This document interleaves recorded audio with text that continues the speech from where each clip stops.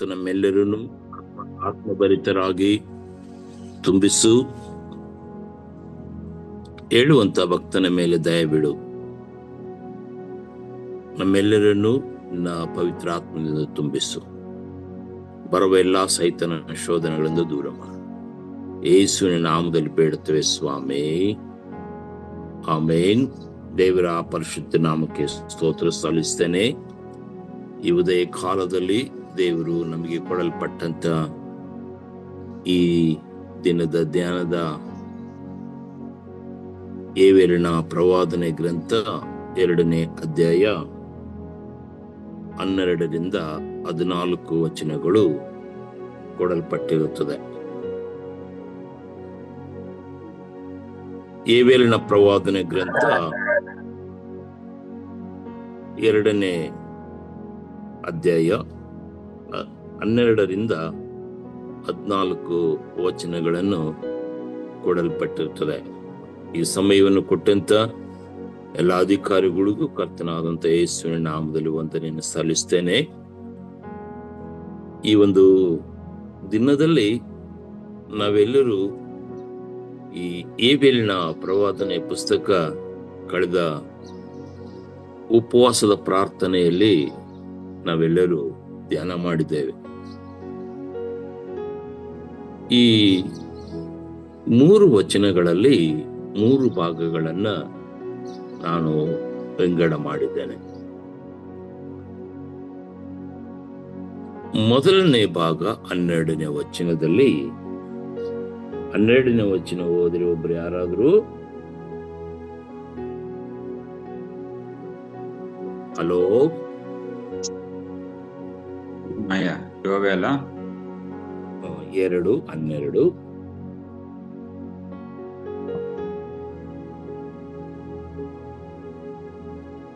ಯೆಹೋವನೆಂತೆನ್ನುತ್ತಾನೆ, ಈಗಲಾದರೂ ನೀವು ಮನಪೂರ್ವಕವಾಗಿ ನನ್ನ ಕಡೆಗೆ ತಿರುಗಿಕೊಂಡು ಉಪವಾಸ ಮಾಡಿರಿ, ಅಳಿರಿ, ಗೋಳಾಡಿರಿ. ಮೊದಲು ದೇವರು 1ನೇ ಭಾಗದಲ್ಲಿ ನಾವು ನೋಡುವಾಗ ಪ್ರತಿಯೊಬ್ಬೊಬ್ಬ ಮಾನವನನ್ನ ದೇವರು ಪಶ್ಚಾತ್ತಾಪಕ್ಕೆ ಕರೆಯುವವನಾಗಿದ್ದಾನೆ. ಆಚರಣೆ ಮೂಲಕವಾಗಿ ಅಲ್ಲ, ಪದ್ಧತಿ ಮೂಲಕವಾಗಿ ಎಲ್ಲ ಯಾರೋ ಹೇಳಿದರೆ ಎಂಬುದಾಗಿ ಅಲ್ಲ. ದೇವರು ಮುಖ್ಯವಾಗಿ ಮಾನವನ ಪಶ್ಚಾತ್ತಾಪದ ಕಡೆಗೆ ತಿರುಗುತ್ತಾ ಇದ್ದಾನೆ.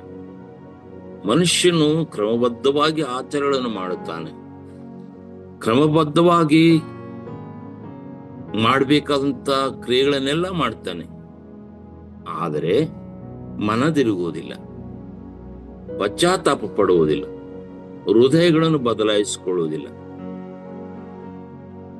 ಒಬ್ರು ಹೇಳ್ತಾ ಇದ್ರು, ಹೋಗಿ ದೇವರ ಸನ್ನಿಧಾನದಲ್ಲಿ ಪ್ರತಿಯೊಂದೊಂದು ವಸ್ತು ಹೋಗ್ತದೆ, ಅಕ್ಕಿ ಕಾಳು ಹೋಗ್ತದೆ, ಅಕ್ಷಿತವಾಗಿ ಹೊರಗೆ ಬರುತ್ತದೆ. ಮತ್ತೆ ಕಾಯಿ ಹೋಗ್ತದೆ, ಅದು ಪ್ರಸಾದವಾಗಿ ಹೊರಗೆ ಬರುತ್ತದೆ. ಹಣ್ಣು ಪ್ರತಿಯೊಂದೊಂದು ಹೋಗಿ ಬದಲಾವಣೆಯಾಗಿ ಅದು ತೀರ್ಥವಾಗಿ ಬರುತ್ತದೆ. ನೀರು ಹೋಗಿ ದೇವರ ಪವಿತ್ರ ಸನ್ನಿಧಾನದಲ್ಲಿ ನೀರು ಒಳಗೆ ಹೋದಾಗ ಹೊರಗೆ ಬರುವಾಗ ತೀರ್ಥವಾಗಿ, ಪ್ರಸಾದ ತೀರ್ಥವಾಗಿ ಬರುತ್ತೆ. ಅದೇ ರೀತಿಲಿ ಪ್ರತಿಯೊಂದೊಂದು ವಸ್ತುಗಳು ಬದಲಾವಣೆ ಹೊಂದಿ ದೇವರ ಪವಿತ್ರ ಸನ್ನಿಧಾನದಲ್ಲಿ ಬದಲಾಗುತ್ತವೆ. ಆದರೆ ಮಾನವನ ಹೃದಯವು ಬದಲಾಗುವುದಿಲ್ಲ, ಮಾನವನ ಅಂತರಾತ್ಮವು ಬದಲಾಗುವುದಿಲ್ಲ, ಮಾನವನ ಕ್ರಿಯೆಗಳು ಬದಲಾಗುವುದಿಲ್ಲ. ಅದಕ್ಕೋಸ್ಕರ ದೇವರು ಯೆರೆಮೀಯನ ಪ್ರವಾದನೆ ಗ್ರಂಥ 2ನೇ ಅಧ್ಯಾಯ 12ನೇ ವಚನ ದೇವರು ಹೇಳುವಂತ ಮಾತೇನಂತ ಹೇಳಿದ್ರೆ, ಉಪವಾಸ ಮಾಡು, ಅಳು, ಗೋಳಾಡು. ನೀನು ಎಷ್ಟು ಮಟ್ಟಿಗೆ ಗೋಳಾಡ್ತೀಯೋ ಅಷ್ಟರ ಮಟ್ಟಿಗೂ ದೇವರು ನಿನ್ನನ್ನು ಹತ್ತಿರಕ್ಕೆ ಕರೆಯುತ್ತಾನೆ. ನಿನ್ನ ಬದಲಾವಣೆ ಆಗು. ನೀನು ಬದಲಾಯಿಸಿಕೋ, ನಿನ್ನ ಹೃದಯವನ್ನ ನೀನು ಬದಲಾಯಿಸಿಕೋ ಎಂಬುದಾಗಿ ಇಡೀ ಲೋಕ, ಪ್ರಪಂಚ ಹೊರಗಿನ ತೋರಿಕೆಯನ್ನು ಮಾತ್ರ ನೋಡುತ್ತದೆ. ಆದರೆ ಸತ್ಯವೇದ ಒಳಗಿನ ಹೃದಯವನ್ನು ಪರಿಶೋಧಿಸಿ ಒಳಗಡೆ ಸ್ವಚ್ಛತೆಯನ್ನು ಮಾಡುತ್ತದೆ. ಸತ್ಯವೇದ ಸಮೂಹಕ್ಕೆ ಹೇಳುವುದಿಲ್ಲ, ಸತ್ಯವೇದ ಎಲ್ಲರಿಗೂ ಹೇಳುವುದಿಲ್ಲ, ವ್ಯಕ್ತಿಗೆ ಮಾತ್ರ ಹೇಳ್ತದೆ. ಸತ್ಯವೇದವನ್ನು ಓದುವಾಗ ಆ ವ್ಯಕ್ತಿಯ ಹೃದಯವನ್ನು ಬದಲಾಯಿಸಿಕೊಳ್ಳಬೇಕೆಂಬುದಾಗಿಯೇ ನಮ್ಮ ಸತ್ಯವೇದದ ಮುಖ್ಯ ತತ್ವ. ಎಲ್ಲ ಸಮೂಹಕ್ಕೆ ಹೇಳುವುದಕ್ಕೆ ಬಂದಿಲ್ಲ ಅದು. ಪ್ರತಿಯೊಬ್ಬ ಮಾನವನು ತನ್ನ ಹೃದಯವನ್ನು ಬದಲಾಯಿಸಿಕೊಂಡು ದೇವರ ಕಡೆಗೆ ತಿರುಗಿಕೊಳ್ಳಬೇಕು. ಎರಡನೇದಾಗಿ 13ನೇ ವಚನದಲ್ಲಿ, ನಿಮ್ಮ ಬಟ್ಟೆಗಳನ್ನೆಲ್ಲ ನಿಮ್ಮ ಹೃದಯಗಳನ್ನು ಅರಿದುಕೊಂಡು ನಿಮ್ಮ ದೇವರಾದ ಯೆಹೋವನ ಕಡೆಗೆ ತಿರುಗಿಕೊಳ್ಳಿರಿ. ನಿಮ್ಮ ಬಟ್ಟೆಗಳನ್ನೆಲ್ಲ ದೇವರ ಕಡೆಗೆ ತಿರುಗಿ. ಆದ್ರೆ ಎರಡನೇ ಒಂದು ಮುಖ್ಯ ಅಂಶವೇನಂತ ಹೇಳಿದ್ರೆ, ಮೊದಲು ನಿನ್ನ ಹೃದಯವನ್ನು ಬದಲಾಯಿಸಿಕೋ, ಎರಡನೇದಾಗಿ ದೇವರು ಎಂಥವನೆಂಬುದಾಗಿ ತಿಳಿದುಕೋ. ದೇವರನ್ನು ಅರಿಯದೆ, ದೇವರನ್ನು ನಾವು ತಿಳ್ಕೊಳ್ಳದೆ, ದೇವರು ಯಾರು, ದೇವರು ಎಂಥವನು ಎಂಬುದಾಗಿ ನೀನು ಪಶ್ಚಾತ್ತಾಪ ಪಡಬೇಕಾದ್ರೆ ಆತನ ಗುಣಲಕ್ಷಣಗಳು ಅರಿಯುವಂತವರಾಗಿರಬೇಕು. ಆತನ ತತ್ವಗಳನ್ನ ತಿಳಿದಂತವರಾಗಿರ್ಬೇಕು. ಯಾವ ತತ್ವಗಳು ಅಂತ ಹೇಳಿದ್ರೆ, ಇಲ್ಲಿ ಏಬೆಲನು ಬಹಳ ಆಳವಾಗಿ ಹೇಳುತ್ತಾನೆ, ಆತನ ದಯೆಯು, ಕನಿಕರವು, ದೀರ್ಘಶಾಂತಿಯು, ಮಹಾಕೃಪೆಯುಳ್ಳವನಾಗಿದ್ದಾನೆ. ದೇವರ ಹೃದಯ, ದೇವರ ಅಂತರಾತ್ಮ ಮಾನವನಿಗೆ ದಯ ತೋರಿಸುತ್ತದೆ, ಕನಿಕರ ಪಡುತ್ತದೆ, ದೀರ್ಘ ಶಾಂತಿಯಿಂದ ನಿನ್ನನ್ನು ಕಾಯುತ್ತಾ ಇದ್ದಾನೆ. ದೇವರು ಇಂಥ ಗುಣಲಕ್ಷಣಗಳನ್ನು ಹೊಂದಿದ್ದಾನೆ. ಅದಕ್ಕಾಗಿ ಮಾನವನು ಬದಲಾಗಬೇಕು. ಅದಕ್ಕಾಗಿ ಪ್ರತಿಯೊಬ್ಬ ವ್ಯಕ್ತಿ ದೇವರ ಗುಣಲಕ್ಷಣಗಳನ್ನು ತಿಳ್ಕೊಂಡು ದೇವರ ದಯೆ, ಕನಿಕರ, ದೀರ್ಘಶಾಂತಿ, ಮಹಾಕೃಪೆ ಇಂಥ ಪ್ರತಿಯೊಂದು ಅಂಶಗಳನ್ನು ಅರಿತುಕೊಂಡು ದೇವರ ಬಳಿಯಲ್ಲಿ ಬರಬೇಕು. ಇಲ್ಲ, ಪ್ರತಿಯೊಬ್ಬೊಬ್ಬ ವ್ಯಕ್ತಿಗಳು ಈ ಎಲ್ಲಾ ಆಲೋಚನೆಯನ್ನು ಮಾಡುವುದಿಲ್ಲ. ಆದರೆ ನಮ್ಮೆಲ್ಲರಿಗೂ ಗೊತ್ತಿರುವ ಹಾಗೆ ಪರಿಸಯನ ಹಾಗೆ ನಾವು ಪ್ರಾರ್ಥನೆ ಮಾಡೋದಕ್ಕೆ ಇಷ್ಟಪಡುತ್ತೇವೆ. ಪರಿಸಯನ ಹಾಗೆ, ಪರಿಸಯನ ರೀತಿಯಲ್ಲಿ ನಾವು ದೇವರ ಬಳಿಯಲ್ಲಿ ಬಂದಾಗ, ನಾನು 3 ಆವರ್ತಿ ಉಪವಾಸ ಮಾಡ್ತೇನೆ, ನಾನು ಆತನ ಹೇಳುವಂತ ಪ್ರತಿಯೊಂದು ಮಾತುಗಳು ಇದೆ ತಲೆಬಾಗಿಂತ ನಮ್ಮೆಲ್ಲರಿಗೂ ಗೊತ್ತು, ಕೇಳುವಂತ ಪ್ರತಿಯೊಬ್ಬೊಬ್ಬರಿಗೂ ಗೊತ್ತು. ಆದ್ರೆ ಇವೆಲ್ಲ ದೇವರಿಗೂ ಗೊತ್ತಿಲ್ಲೇನೋ ಪರಿಸಯನ ಹೇಳುವಂಥದ್ದು.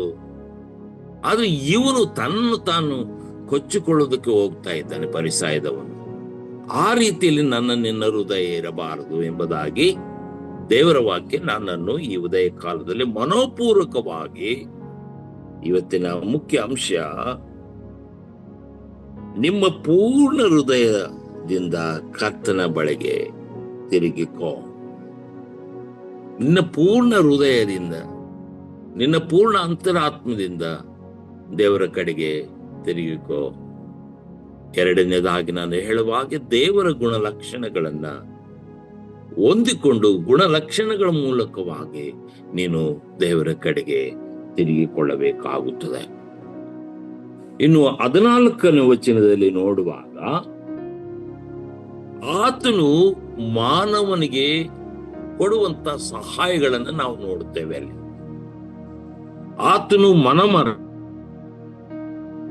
ಅದು ದೇವರೇ ಮನಮರಗ್ತಾ ಇದ್ದಾರೆ. ದೇವರ ವಾಕ್ಯದಲ್ಲಿ ನಾವು ನೋಡಿ, ಆತನು ಒಂದು ವೇಳೆ ಪಶ್ಚಾತ್ತಾಪ ಪಟ್ಟು ಹಿಂದಿರುಗಿ ನಿಮ್ಮ ದೇವರಾದ ಯೆಹೋವನು ಧಾನ್ಯ, ಫಲ, ಪಾನ, ನೈವೇದ್ಯಗಳಿಗೆ ಅನುಕೂಲವಾದ ಸುವರಗಳನ್ನು ದಯಪಾಲಿಸಿ ಹೋದಾನು. ಆತನ ನಮ್ಮನ್ನು ಮನಪೂರ್ವಕವಾಗಿ ತಿರುಗುವುದಾದರೆ, ಮನಪೂರ್ವಕವಾಗಿ ಆತನ ಬಳಿಯಲ್ಲಿ ನಾವು ಇರುವುದಾದರೆ, ನಮಗಿರುವಂತ ಪ್ರತಿಯೊಂದೊಂದು ಆಶೀರ್ವಾದವಾಗ್ತದೆ ಎಂಬುದಾಗಿ ಹೇಳ್ತಾರೆ. ಪ್ರತಿಯೊಂದೊಂದು ಆಶೀರ್ವಾದ ನಿಧಿಯಾಗಿರುತ್ತದೆ ಎಂಬುದಾಗಿ.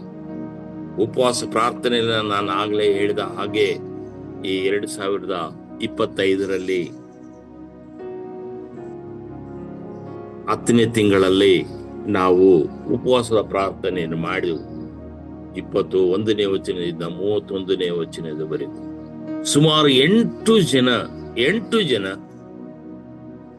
ದೈವ ಸೇವಕರು ಪ್ರತಿಯೊಂದೊಂದು ಅಂಶಗಳು ಈ ಒಂದು 2ನೇ ಅಧ್ಯಾಯದಲ್ಲಿ ನಾವು ಸವಿಸ್ತಾರವಾಗಿ ಕೊಪ್ಪಳದಲ್ಲಿ ಆರಾಧನೆ ಮಾಡಿದ್ದೇವೆ. 8 ಅಂಶಗಳನ್ನು ಇಟ್ಟುಕೊಂಡು 8 ಭಕ್ತರು 8 ವಿಧಾನದಲ್ಲಿ ಮಾನವನು ಮನದಿರುಗಬೇಕು. ಮಾನವನು ಹೃದಯಂತರಾಳದಲ್ಲಿ ಹೊರಗಾಗಬೇಕು. ಮಾನವನು ಹೃದಯಂತರಾಳದಲ್ಲಿ ದೇವರ ಕಡೆಗೆ ಬರಬೇಕು ಎಂತಕ್ಕಂಥದ್ದೇ ಇವತ್ತಿನ ಮುಖ್ಯ ಪಾಠ. ಮಾನವನು ತನ್ನ ಸ್ವಬುದ್ಧಿಯನ್ನು ಆಧಾರ ಮಾಡಿಕೊಳ್ಳುವಂಥದ್ದು ಸರಿಯಲ್ಲ. ಮಾನವನು ದೇವರ ಕಡೆಗೆ ಬರಬೇಕು. ದೇವರನ್ನು ಆತನು ಆರಾಧಿಸಬೇಕು. ದೇವರನ್ನು ಆರಾಧಿಸುವ ಆತ್ಮೀಯ ರೀತಿಯಲ್ಲಿ ಸತ್ಯಕ್ಕೆ ತಕ್ಕ ಹಾಗೆ ಆರಾಧಿಸತಕ್ಕದ್ದು ಎಂಬುದಾಗಿ ಯೇಸುಸ್ವಾಮಿ ಆ ಸಾಮರ್ಯ ಸ್ತ್ರೀಯಳಿಗೆ ಹೇಳುವಂಥದ್ದನ್ನ ನಾವು ಕೇಳುತ್ತಾ ಇದ್ದೇವೆ. ಪ್ರಿಯ ದೈವ ಮಗುವೆ, ಈ ದಿನದಲ್ಲಿ ನಮ್ಮ ಹೃದಯವನ್ನು ದೇವರಿಗೆ ಒಪ್ಪಿಸಿಕೊಡುವಣ. ನಮ್ಮ ಅಂತರಾತ್ಮವನ್ನು ದೇವರಿಗೆ ಒಪ್ಪಿಸಿಕೊಡುವಣ.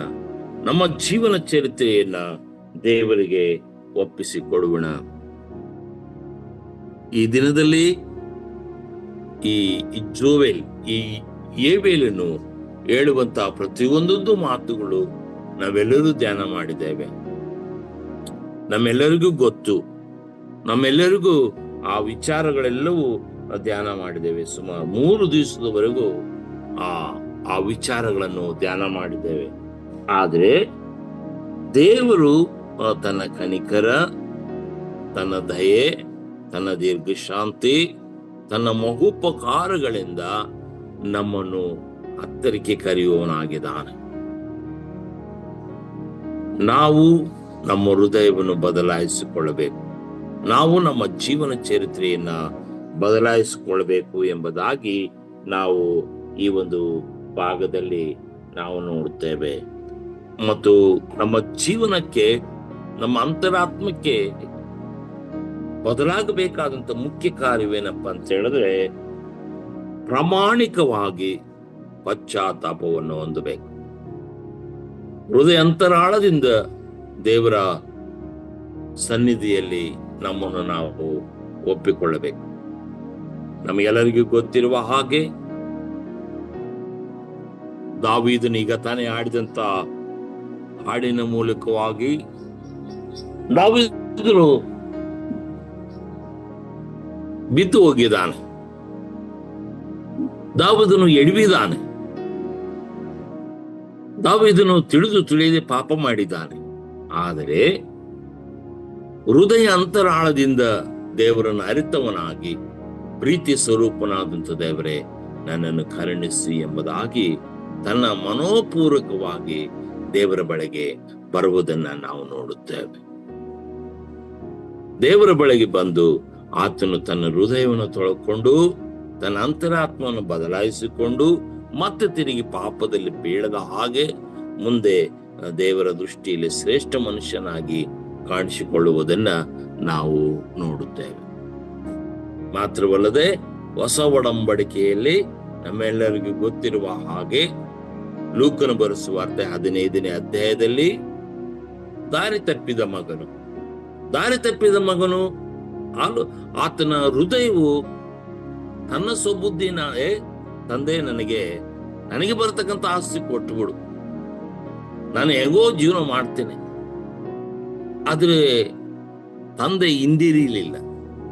ತಗೊಂಬಿಡಪ್ಪ, ನಿನ್ನ ಆಸ್ತಿ ನೀನು ತೆಗೆದುಕೊಂಡು ಹೋಗು, ತಗೋ ನಿನ್ನ ಆಸ್ತಿ ನೀನು ತಗೊಂಡ್ಕೊಂಡು ಹೋಗ್ಬಿಡು ಅಂತೇಳ್ಬಿಟ್ಟು ಆತನಿಗೆ ಏನ್ ಬೇಕಾಗಿದೆಯೋ, ಆತನಿಗೆ ಏನಿದೆಯೋ ಅದೆಲ್ಲ ಕೊಟ್ಬಿಡ್ತಾನೆ. ಆದ್ರೆ ಮಗನು ತೆಗೆದುಕೊಂಡು ಖುಷಿಯಿಂದ ಹೋಗ್ತಾನೆ. ಪ್ರಿಯ ದೇವ್ರ ಮಕ್ಕಳೇ, ಕೊನೆಯಲ್ಲಿ ಭಿಕಾರಿ ಆಗ್ತಾನೆ.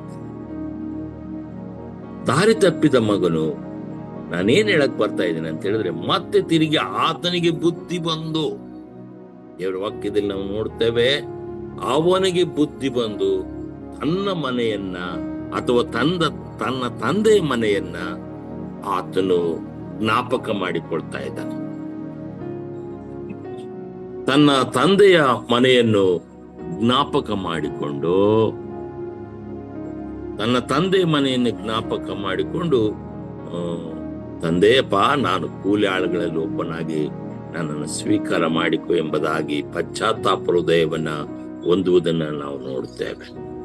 ಆದರೆ ತಂದೆ ಆತನನ್ನು ಆಳಾಗಿ ಸೇರಿಸಿಕೊಳ್ಳಲಿಲ್ಲ. ಆತನನ್ನು ಮತ್ತೆ ಮಗನನ್ನಾಗಿ ಸೇರಿಸಿಕೊಂಡನು. ಆಳನ್ನಾಗಿ ಆತನನ್ನು ಇಡ್ಲಿಲ್ಲ. ಆದರೆ ದೇವರ ಕರುಣೆ, ದೇವರ ಮಹತ್ವ, ದೇವರ ಮನೋಪೂರ್ವಕವಾದಂಥ ಹೃದಯ ಅಷ್ಟಕ್ಕೊಂದು ಶ್ರೇಷ್ಠವಾಗಿದೆ. ನನ್ನ ಮಗ ಸತ್ತೋಗಿದ, ಹಬ್ಬ ಮಾಡೋಣ, ಉಲ್ಲಾಸ ಪಡುವಣ, ಅವನಿಗೆ ಚಪ್ಪಲಿ ಕೊಡಿಸ್ರಿ, ಬಟ್ಟೆ ತೆಗೆದುಕೊಂಡು ಬನ್ರಿ ಅಂತೇಳಿ ಯೂಟ್ಯೂಬ್ ಎಲ್ಲ ರೀತಿಯಲ್ಲಿ ಅಷ್ಟಕ್ಕೊಂದು ಖುಷಿ ಪಡುವುದನ್ನ ನಾವು ನೋಡುವರಾಗಿದ್ದೇವೆ. ಪ್ರಿಯ ದೈವ ಮಕ್ಕಳೇ, ಇವತ್ತು ಯೇವೆಲನ ಪ್ರವಾದನೆ ಗ್ರಂಥ 2ನೇ ಅಧ್ಯಾಯ 12ರಿಂದ 14 ವಚನಗಳಲ್ಲಿ ಮೊದಲು ಮಾನವನು ಏನಾಗ್ಬೇಕಂತ ಹೇಳಿದ್ರೆ, ತಾನು ದೇವರನ್ನ ತಾನು ಗೋಳಾಡ್ಬೇಕು. ಮಾನವನು ಉಪವಾಸ ಮಾಡಬೇಕು, ಅಳಬೇಕು, ಪಶ್ಚಾತ್ತಾಪ ಪಡಬೇಕು ಎಂಬುದಾಗಿ ದೇವರು ಇಷ್ಟಪಡುತ್ತಾನೆ. ಎರಡನೇದಾಗಿ ದೇವರು ಎಂಥವನೆಂಬುದಾಗಿ ಮಾನವನು ತಿಳ್ಕೊಳ್ಬೇಕು. ಮಾನವನು ದೇವರು ಎಂಥವನಾಗಿದ್ದಾನೆ ಎಂಬುದಾಗಿ ಅರಿತವನಾಗಿರಬೇಕು. ಇನ್ನು ಮೂರನೇದಾಗಿ, ಆಗ ದೇವರಿಂದ ಬರುವಂತ ಉತ್ತರವು ಸಕಲ ಸುವರಗಳನ್ನ ದಯಪಾಲಿಸುವನಾಗಿದ್ದಾನೆ. ಸಕಲ ಆಶೀರ್ವಾದವನ್ನ ಮಾನವನಿಗೆ ಅಂಗಿಸುತ್ತದೆ ಕೊಡುವನಾಗಿದ್ದಾನೆ. ಪ್ರಿಯ ದೇವರ ಮಕ್ಕಳೇ, ನಮ್ಮ ಮನಪೂರ್ವಕವಾಗಿ ದೇವರ ಕಡೆಗೆ ಬರೋಣ. ದೇವರು ಈ ಶ್ರೇಷ್ಠವಾದಂಥ ವಾಕ್ಯಗಳನ್ನು ಆಶೀರ್ವಾದ ಮಾಡಲಿ. ಈಗ ನಾವು ಇವತ್ತಿನ ಸುವಾರ್ತಿಕರ ಜೀವನ ಚರಿತ್ರೆಯಲ್ಲಿ ಈವನ್ ರಾಬರ್ಟ್ ಅಂತಕ್ಕಂಥ ವ್ಯಕ್ತಿಯ ಕುರಿತು ನಾವು ಧ್ಯಾನ ಮಾಡುವುದಾದರೆ, ಇವರು ಜೂನ್ 8ನೇ ತಾರೀಕು 1878ರಲ್ಲಿ ಜನನವಾಗುತ್ತದೆ. ಜನವರಿ 29, 1951ರಲ್ಲಿ ಅವರು ಮರಣವನ್ನು ಹೊಂದುವಂಥದ್ದನ್ನ ನಾವು ನೋಡುತ್ತೇವೆ. ಅವರು ಪುನರ್ಜೀವನದ ಕೇಂದ್ರದ ವ್ಯಕ್ತಿಯಾಗಿದ್ದರು. ತಮ್ಮ ಜನರನ್ನು ಆಧ್ಯಾತ್ಮಿಕ ಅಲ್ಲಿ ತಮ್ಮ ಸೇವೆ ಏನಪ್ಪಾ ಅಂತ ಹೇಳಿದ್ರೆ, ಅಲ್ಲಿ ಸ್ಥಳೀಯ ಜನರಿಗೆ ಅವರು ಸೇವೆ ಮಾಡುವುದನ್ನ ಮತ್ತು ಪ್ರಾರ್ಥನೆಯನ್ನ ನಮ್ರತೆಯಿಂದ ಮಾಡುವಂತ ವ್ಯಕ್ತಿಯಾಗಿದ್ದರು ರಾಬರ್ಟ್ ಸರ್ ಅವರು ಮನುಷ್ಯರನ್ನ ಪಶ್ಚಾತ್ತಾಪಕ್ಕೆ ಹೆಚ್ಚಾಗಿ ಕರೆಯುವಂತವರಾಗಿದ್ದರು ರಾಬರ್ಟ್ ಸರ್ ಅವರು ಎಂಬುದಾಗಿ ನಾವು ಇವತ್ತಿನ ದಿನದಲ್ಲಿ ನಾವು ನೋಡುತ್ತೇವೆ. ಭಾವೋದ್ರಿಕವಾಗಿ ಧರ್ಮೋಪದೇಶಗಳನ್ನು ಹೃದಯಪೂರ್ವಕವಾಗಿ ಪ್ರಾರ್ಥನೆ ಮಾಡುವಂತ ವೀರರಾಗಿದ್ದರು. ಅವರು ಪುನಃ ಬಿದ್ದು ಹೋದಂತ ಸಭೆಗಳನ್ನ ಮತ್ತೆ ಅವರು ಕಟ್ಟುವಂತವರಾಗಿದ್ದರು. ಅವರ ಸೇವೆಯು ಸ್ವಲ್ಪವಾಗಿದ್ದರೂ ಕೂಡ ಅವರು ಬಹಳ ಪ್ರಪಂಚಾದ್ಯಂತ ತಮ್ಮನ್ನು ತಾವು ಪರಿವರ್ತನೆ ಮಾಡಿಕೊಂಡರು. ರಾಬರ್ಟ್ ಸರ್ ಅವರು ಪುನರ್ಜೀವನಕ್ಕಾಗಿ ಮನದಿರುವುದಕ್ಕಾಗಿ ಮನುಷ್ಯರನ್ನ ಪ್ರೋತ್ಸಾಹ ಮಾಡುತ್ತಾ ಇದ್ರು. ಮನುಷ್ಯರನ್ನ ಬದಲಾವಣೆ ಮಾಡುವುದಕ್ಕಾಗಿ ಮನುಷ್ಯರನ್ನ ಅವರು ನಮ್ರತೆಯಿಂದಲೂ ಮತ್ತು ಪ್ರಾರ್ಥನೆ ಪೂರ್ವಕವಾಗಿ ದೇವರಿಗೆ ವಿಧೇಯತೆಯಿಂದ ಬನ್ರಿ ಎಂಬುದಾಗಿ ಈ ರಾಬರ್ಟ್ ಸರ್ ಅವರ ಬೋಧನೆಯಾಗಿತ್ತು. ಇವತ್ತು ನಾವು ಕೂಡ ಇಂಥ ಬೋಧನೆಯಲ್ಲಿ, ಇಂಥ ತತ್ವದಲ್ಲಿ, ಇಂಥ ಕಾರ್ಯದಲ್ಲಿ ಮನಮರುಗುವುದಾದರೆ ದೇವರು ನಮಗೆ ಸುವರಗಳನ್ನ ದಯಪಾಲಿಸಿಕೊಡುವನಾಗಿದ್ದಾನೆ. ನಮಗೆ ಶ್ರೇಷ್ಠತೆಯನ್ನ ಕೊಡುವನಾಗಿದ್ದಾನೆ. ನಮಗೆ ಅಮೂಲ್ಯವನ್ನ ಕೊಡುವನಾಗಿದ್ದಾನೆ. ನಮಗೆ ಶಕ್ತಿಯನ್ನ ಕೊಡುವನಾಗಿದ್ದಾನೆ. ಪ್ರತಿಯೊಬ್ಬೊಬ್ಬ ವ್ಯಕ್ತಿಗಳು ಸತ್ಯವೇದದಲ್ಲಿ ಯಾವ ವ್ಯಕ್ತಿಗಳನ್ನು ನೋಡ್ರಿ, ಯಾವ ವ್ಯಕ್ತಿಗಳಿಗೆ ಯಾರೇ ವ್ಯಕ್ತಿಯಾಗಿರ್ಲಿ, ಅವರು ದೇವರನ್ನು ತಿಳ್ಕೊಂಡ್ರು ಮತ್ತು ದೇವರನ್ನು ಮಹಿಮೆ ಪಡಿಸಿಕೊಂಡ್ರು, ದೇವರಿಂದ ತಮ್ಮನ್ನು ಆಶೀರ್ವಾದ ಮಕ್ಕಳನ್ನಾಗಿ ನಡೆಸಿಕೊಂಡು ಹೋದ್ರು. ಇವತ್ತು ಕೂಡ ನಾವು ದೇವರನ್ನು ತಿಳ್ಕೊಳ್ಳೋಣ, ದೇವರ ಮಕ್ಕಳಾಗಿ ಬದುಕೋಣ. ನಮ್ಮ ಹೃದಯ ಅಂತರಾಳದಿಂದ ದೇವರನ್ನು ಆರಾಧಿಸಲಿಕ್ಕಾಗುವಂತ ದೇವರು ಈ ಉದಯ ಕಾಲದಲ್ಲಿ ರಾಬರ್ಟ್ ಸರ್ ಅವರ ಒಂದು ಸುವಾರ್ತಿಯರ ಜೀವನ ಚರಿತ್ರೆಯಲ್ಲಿ ಅವರು ಯಾವ ರೀತಿಯಲ್ಲಿ ಜನರಿಗೆ ಸುವರ್ತಮಾನವನ್ನು ಸಾರಿದ್ರು, ಅದೇ ರೀತಿಯಲ್ಲಿ ನಾವು ಕೂಡ ಸುವರ್ತಮಾನವನ್ನು ಸಾರುತ್ತಾ ದೇವರು ಈ ಪ್ರಪಂಚದಲ್ಲಿ, ಈ ಕೆಟ್ಟ ಲೋಕದಲ್ಲಿ ನಮ್ಮನ್ನು ಕೂಡ ದೇವರು ಶ್ರೇಷ್ಠತೆಯಲ್ಲಿ ನಮ್ಮ ಹೃದಯ ಅಂತರಾಳವನ್ನು ಬದಲಾಯಿಸಿಕೊಂಡು ನಮ್ಮನ್ನು ನಾವು ಪರೀಕ್ಷೆ ಮಾಡಿಕೊಂಡು ದೇವರ ಬಳಿಗೆ ಬರಲಿಕ್ಕಾಗುವಂತ ದೇವರು ಈ ಉದಯ ಕಾಲದಲ್ಲಿ ನಮ್ಮೆಲ್ಲರನ್ನು ಆಶೀರ್ವಾದ ಮಾಡಲಿ. ನಾವೆಲ್ಲರೂ ಪ್ರಾರ್ಥನೆ ಮಾಡೋಣ. ಮಹಾಪರಿಶುದ್ಧನಾದ ತಂದೆಯಾದಂತ ದೇವರೇ, ಈ ಉದಯ ಕಾಲದಲ್ಲಿ ಯೆರೆಮೀಯನ ಪ್ರವಾದನೆ ಗ್ರಂಥ 2ನೇ ಅಧ್ಯಾಯ ವಚನ 12ರಿಂದ 14ರವರೆಗೂ ನಾವು ಧ್ಯಾನ ಮಾಡುವಂತ ಮಹಾಶಕ್ತಿಯನ್ನು ಕೊಟ್ಟಿದ್ದಕ್ಕಾಗಿ ಮತ್ತು ಇದಕ್ಕೆ ಸಹಾಯ ಮಾಡಿದ ಕಲ್ವರಿ ಚಾಪಲ್ ಟ್ರಸ್ಟ್ನ ಅಧ್ಯಕ್ಷರನ್ನ, ಎಲ್ಲಾ ದೈವ ಸೇವಕರನ್ನ, ಇದಕ್ಕೆ ಪ್ರಯಾಸ ಪಟ್ಟು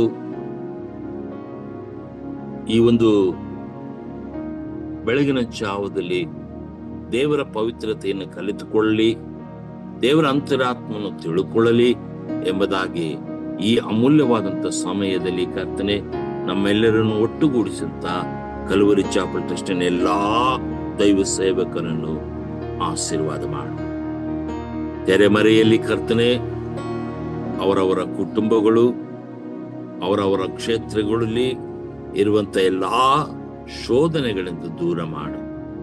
ನಿನ್ನ ಪವಿತ್ರತೆಯಲ್ಲಿ ನಡೀಲಿಕ್ಕಾಗುವಂತ ನಮ್ಮ ಒಬ್ಬೊಬ್ಬರನ್ನು ನೀನು ಆಶೀರ್ವಾದ ಮಾಡು.